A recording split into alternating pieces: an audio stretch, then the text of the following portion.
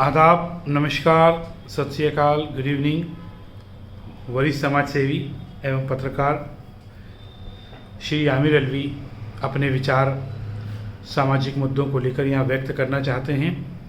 कुछ असामाजिक गतिविधियाँ शहर में संचालित हो रही हैं जिसको रोकना बहुत ज़रूरी है।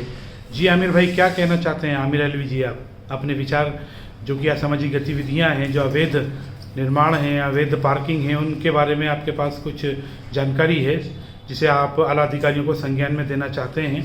तो क्या आपकी शिकायत है, क्या आपका दर्द है, कृपया बयां कीजिए। शुक्रिया शारिक भाई, मुस्तकिम भाई। मेरा नाम आमिर अलवी है, NSPR संस्था का संचालक हूँ और एक समाज सेवी के रूप में पिछले कई वर्षों से काम कर रहा हूँ। एक बहुत ही महत्वपूर्ण विषय है जो मेरी संस्था से भी जुड़ा हुआ है। नशा मुक्ति पे हम लोग पिछले कई सालों से काम कर रहे हैं। वार्ड नंबर 8 जो कि रॉयल मार्केट, स्टेट बैंक, थाना कोई फिज़ा के पास कहलाता है। कई नामचीन ऑफिस भी वहाँ पे हैं, जैसे लोकायुक्त है, कलेक्ट्रेट कार्यालय है, थाना कोई फिज़ा है। यहाँ पे आप लोगों ने देखा होगा, जो इस वार्ड से वाकिफ़ हो, स्टेट बैंक चौराहे के नीचे जो ब्रिज बना है, पहले आपको अवगत कराना चाहूँगा, अगर वहाँ पे कोई ठेले या कोई दुकानदार अगर कुछ लगाते हैं तो हमेशा देखा जाता है अतिक्रमण दस्ता उसके ऊपर कार्रवाई करता है और गरीब परेशान जो लोग हैं, जो रोज़ी रोटी कमा रहे हैं, उनको तकलीफ़ होती है। लेकिन नियम के विपरीत काम करना, कानून को हाथ में लेना या उसका दुरुपयोग करना, मैं इसको उचित नहीं मानता, गलत है। लेकिन जैसा कार्रवाई उन पे की जाती है उसी तरीके से वहाँ पे एक शराब की दुकान संचालित की जा रही है। कई बार हम लोग शिकायत कर चुके हैं।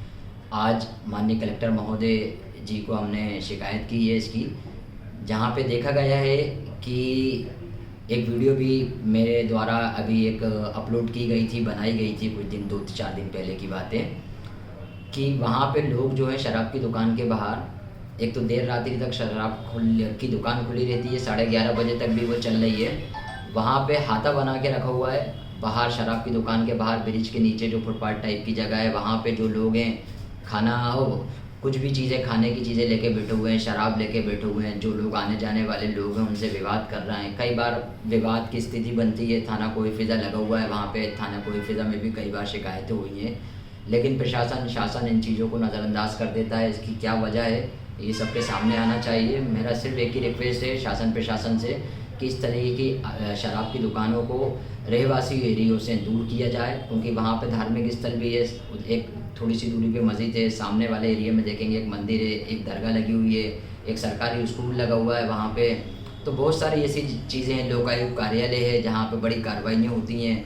तो इन सब चीज़ों को ध्यान में रखते हुए इस दुकान को वहाँ से हटाया जाए और जो भी व्यवस्थित तरीके से चीज़ें हैं उनको किया जाए। बाहर जो लोग खुलेआम शराब पी रहे हैं, उसका सेवन कर रहे हैं, और भी अलग तरीके की चीज़ें होती हैं, छात्राओं के साथ बदतमीज़ी हो रही है, आम जनों के साथ बदतमीज़ी हो रही है, रहवासी परेशान है, वार्ड के लोग परेशान हैं। तो इस चीज़ के ऊपर विशेष रूप से ध्यान दिया जाए, उचित कार्रवाई की। कौशलेंद्र विक्रम सिंह को आपने ज्ञापन दिया, उनको आपने संज्ञान में लेकर आए, उनको सूचना दी, इस पर उनकी क्या प्रतिक्रिया रही? उन्होंने कहा इस पर कार्रवाई करेंगे और मैंने खुसूसी तौर पे विशेष रूप से उनसे मुलाकात करके इस विषय पे बैठ के बात की। कोई ज़रूरी नहीं था कोई प्रदर्शन करें या प्रदर्शन करके हम अपनी लोकप्रियता बढ़ाएं, नहीं। लेकिन जो मुद्दा है वरिष्ठ अधिकारियों के जब तक नॉलेज में नहीं आएगा, वीडियो बनाने का उद्देश्य यही है क्योंकि ये लोगों के सामने आए, लोग एकजुट हों। और ये मैं सिर्फ भोपाल या वार्ड नंबर 8 की बात नहीं कर रहा, मध्य प्रदेश में कहीं पर भी अगर शराब की दुकानें रहवासी एरियो में अगर संचालित हो रही हैं और लोगों को उसकी परेशानी है, क्योंकि नियम लोगों के लिए बनाए जाते हैं, लोगों की सेफ्टी को लेके बनाए जाते हैं, उनकी सुरक्षा को ध्यान में रखते हुए बनाए जाते हैं। अगर उनकी सुरक्षा आड़े आ रही है तो ऐसे नियमों को में बदलाव लाना चाहिए, ऐसी दुकानों को हटाना चाहिए। रहवासी ज़रूरी है, आम नागरिक की तकलीफ़ बहुत ज़्यादा ज़रूरी है। इन सब पे विशेष रूप से मैंने आग्रह किया है कलेक्टर महोदय जी से कि इस चीज़ पे विशेष रूप से ध्यान दें और इन पर कार्रवाई की जाए।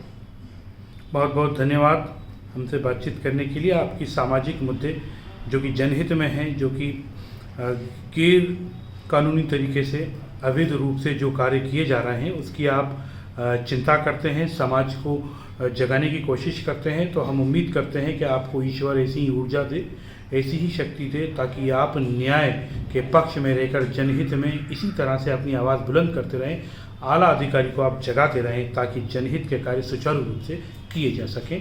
जय हिंद, जय भारत, धन्यवाद।